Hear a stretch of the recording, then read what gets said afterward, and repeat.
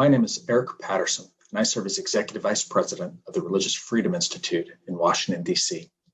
And I'd like to say a few words about why I support the American Charter of Freedom of Religion and Conscience. In 1965, President Lyndon Baines Johnson gave a speech in which he called for, quote, personal involvement in the leadership of our society, a vision of greatness for our society, and a sense of responsibility for upholding that vision, end quote.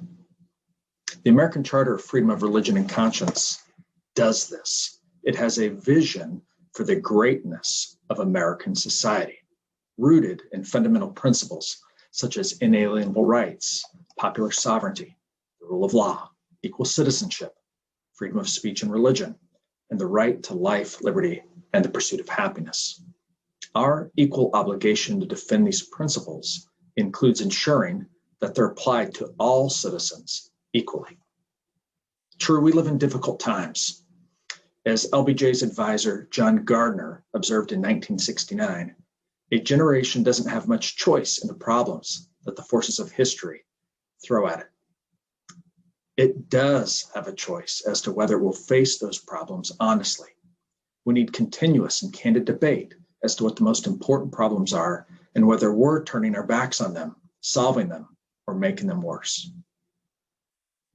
The American Charter calls on all public-spirited Americans to join us in renewing America's commitment to four enduring principles: our shared national identity, American democracy, civil liberty in the public square, and broad protection of religious liberty.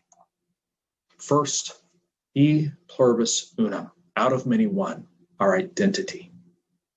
Americans come from all walks of life and all regions of the world, but we aspire to be one nation under God, indivisible, with liberty and justice for all. That national unity is not grudging conformity. It is not false harmony. It is the bond that comes from humility and a commitment to seek the common good.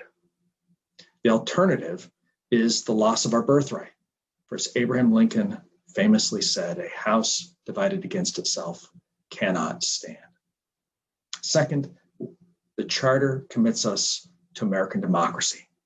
It affirms the laws and institutions of this great society.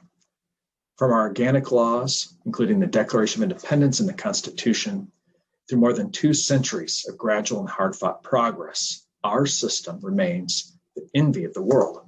We are the product of the miracle of Philadelphia, a constitutional republic. And the first right to be recognized by government is the right of religious liberty. Third, civility in a peaceful public square. Religious people, indeed citizens across the country, often disagree, sometimes vehemently. But we have civil processes for dialogue, debate, and persuasion, which in the public arena culminate in elections, which must be free and fair. John Gardner warned that political extremism involves 2 prime ingredients: an excessively simple diagnosis for the world's ills and a conviction that there are identifiable villains at the back of it all. In contrast, the American Charter pledges us to civility, peaceful pluralism, and dialogue during difficult times. And that leads us to the 4th principle, that of the importance of religious freedom.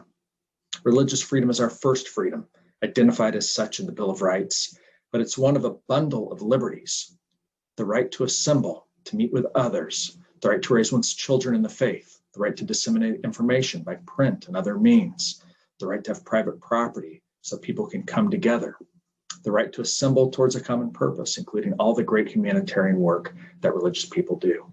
Religious liberty is a robust right. It's a responsibility that many religious adherents feel to their faith and to their Creator, and it makes us better citizens. So we need the American Charter today. I applaud those who wrote it in the first place. I'm a glad signatory, and I ask that you join us in supporting these fundamental principles of the American constitutional republic. Thank you.